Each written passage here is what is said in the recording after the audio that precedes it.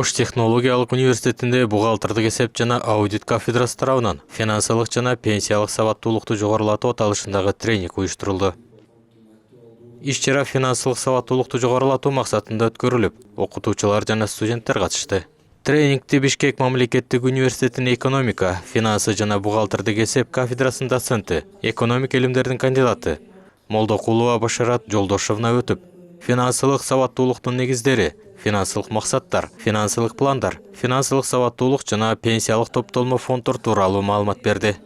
Тренингке студенттер эле эмес, эмгек жамаатын, коллективдүү мугалимдердин бардыгын чакырып атабыз. Себеби мугалимдер деле бул маалыматты билип койсо ашык болбойт.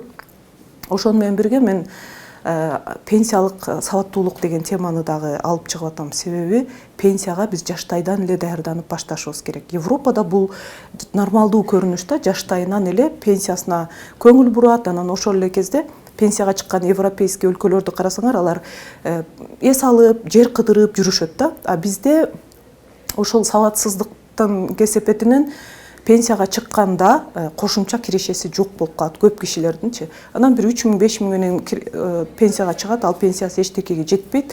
Анан балдардын, кыздардын көзүн карап олтуруп калат. Бул пенсиялык курактагы кишиге дагы өзүнүн терс таасирин тийгизет да. Үйдө отуруп, бирөөнүн көзүн карап калган туура эмес. Ошону мен студенттерге жеткизгим келип атат. Урматтуу студенттер, өзүңөр келечегиңерге азыр кам көргүлө, азыртадан эле силер бир инвестиция жолдорун туура таап койгула. Эртең күнү окууну бүтүп жумушка киргенде силер жумуш берүүчү менен туура келишим түзгүлө.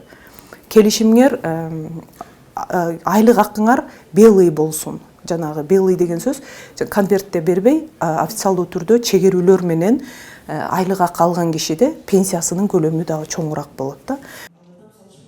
Иш-чарада үй бүлөлүк бюджет, акчаны сырамжалдуу колдонуу, каражат топтоонун зарылдыгы сыяктуу суроолор боюнча талкуу жүрүп, студенттердин активдүүлүгүн жаратты.